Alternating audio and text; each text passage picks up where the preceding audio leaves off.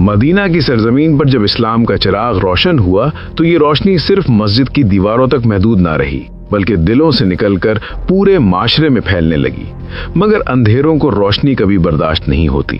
مکہ کے سرداروں نے سوچ لیا تھا کہ اگر یہ دین پھیل گیا تو ہماری سرداری ہمیشہ کے لیے ختم ہو جائے گی، اس لیے انہوں نے جنگ کا راستہ اختیار کیا۔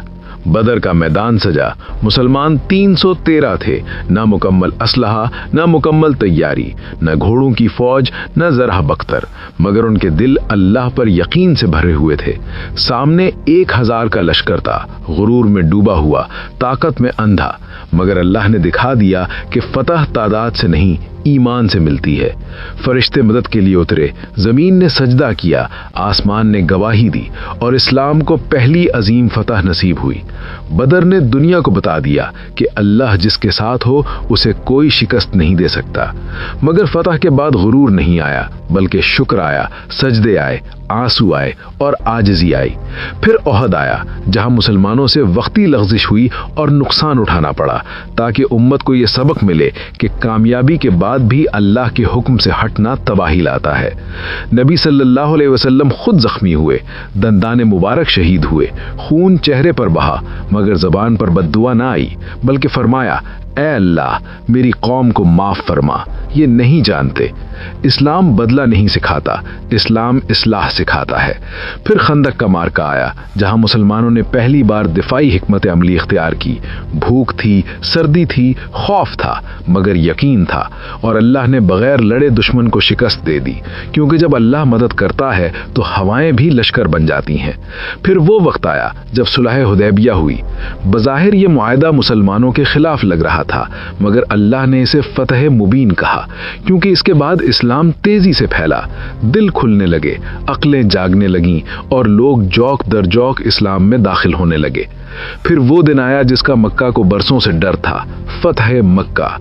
نبی صلی اللہ علیہ وسلم 10,000 کے لشکر کے ساتھ مکہ میں داخل ہوئے، وہی مکہ جہاں انہیں ستایا گیا تھا، جہاں پتھر مارے گئے تھے، جہاں طائف کی گلیوں میں لہو بہایا گیا تھا، جہاں صحابہ کو شہید کیا گیا تھا، جہاں بلال کو تپتی لیت پر گھسیٹا گیا تھا۔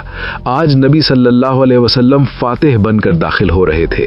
اگر یہ دنیا کا کوئی بادشاہ ہوتا تو انتقام لیتا، خون بہاتا، شہر کو جلا دیتا، مگر یہ محمد صلی اللہ علیہ وسلم تھے جنہوں نے کعبہ کے دروازے پر کھڑے ہو کر فرمایا، آج تم پر کوئی گرفت نہیں، جاؤ تم سب آزاد ہو۔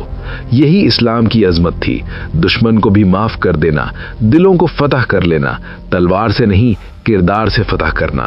کعبہ کو بتوں سے پاک کیا گیا، 360 بت توڑے گئے، اور وہی کعبہ جو کبھی شرک کا مرکز تھا دوبارہ توحید کا مرکز بن گیا۔ بلال کو کعبہ کی چھت پر چڑھایا گیا اور اذان دلوائی گئی۔ وہی غلام جسے کبھی انسان نہیں سمجھا جاتا تھا آج اللہ کے گھر کی چھت پر کھڑا ہو کر اللہ کی بڑائی بیان کر رہا تھا۔ یہ تھا اسلام کا انقلاب، یہ تھا اسلام کا انصاف، یہ تھا اسلام کا وقار۔ پھر عرب کے قبیلے در قبیلے اسلام میں داخل ہونے لگے، کیونکہ انہوں نے دیکھ لیا تھا کہ یہ دین طاقت کا نہیں حق کا دین ہے، یہ دین ظلم کا نہیں عدل کا دین ہے، یہ دین نفرت کا نہیں رحمت کا دین ہے۔ نبی صلی اللہ علیہ وسلم نے فرمایا، میں رحمت بنا کر بھیجا گیا ہوں۔ اسلام نے عورت کو وراثت دی، اسلام نے بیٹی کو رحمت کہا، اسلام نے ماں کو جنت کا دروازہ کہا، اسلام نے غلام کو بھائی کہا، اسلام نے یتیم کو سینے سے لگایا، اسلام نے مسکین کو حقدار بنایا، اسلام نے بادشاہ کو بھی قانون کے تابع کیا۔ نبی صلی اللہ علیہ وسلم خود جھاڑو دیتے، خود کپڑے سیتے، خود بکری کا دودھ دھوتے اور فرماتے، میں بھی تمہاری طرح انسان ہوں، فرق صرف یہ ہے کہ مجھ پر وحی آتی ہے۔ ان کی زندگی سادگی کا نمونہ تھی، ان کا بستر کھجور کی چٹائی تھی، ان کا کھانا سادہ تھا، ان کا لباس سادہ تھا، مگر ان کا دل پوری انسانیت کے لیے دھڑکتا تھا۔ وہ بچوں کو گود میں اٹھاتے، وہ یتیم کے سر پر ہاتھ رکھتے، وہ بیوہ کے آنسو پونچھتے، وہ دشمن کے لیے بھی دعا کرتے۔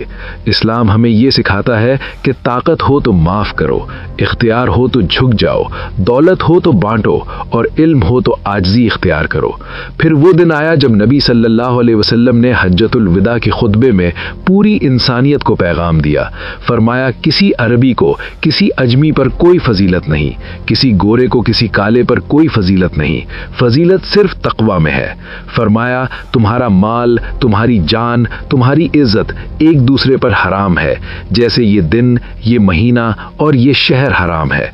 फरमाया, औरतों के साथ अच्छा सलूक करो।